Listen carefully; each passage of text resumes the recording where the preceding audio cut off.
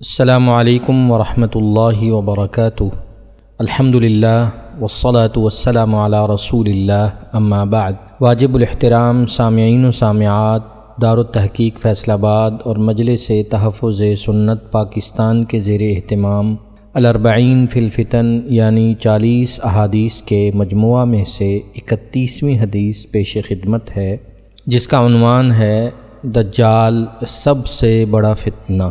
عن عمران بن حسین رضی اللہ عنہ قال سمعت رسول اللہ صلی اللہ علیہ وسلم یقول ما بین خلق آدم الى قیام الساعة امر اکبر من الدجال۔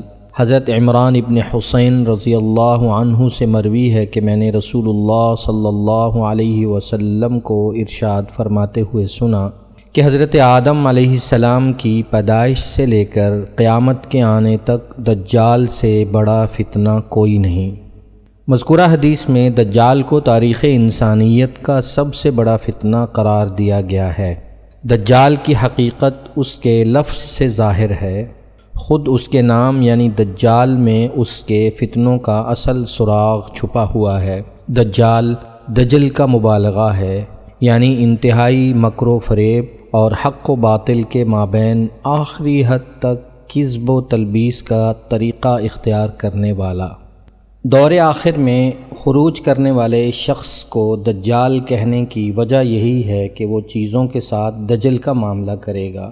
وہ پرفریب تعبیر کے ذریعے سے حقائق کو غلط صورت میں پیش کر کے لوگوں کو منحرف کرنے کی کوشش کرے گا، تاکہ آدمی اس سے بے خبر رہ کر سراب کو حقیقت اور حقیقت کو سراب، سچ کو جھوٹ اور جھوٹ کو سچ تصور کرے۔ وہ ظاہر بینی کو حقیقت بینی کے مترادف سمجھے، وہ بصارت کو بصیرت اور محض آنکھوں سے نظر آنے والی چیز کو اصل حقیقت کے ہم معنی قرار دے۔ دجال کا فتنہ تاریخ انسانی کی ابتدا سے لے کے انتہا تک تمام فتنوں سے بڑا اور خطرناک فتنہ ہے، جس کی بڑائی اور شدت کا اندازہ اس بات سے بھی لگایا جا سکتا ہے کہ نبی کریم صلی اللہ علیہ وسلم نے ارشاد فرمایا، ہر ایک نبی علیہ السلام نے اپنی اپنی امت کو دجال کے فتنے سے ڈرایا تھا۔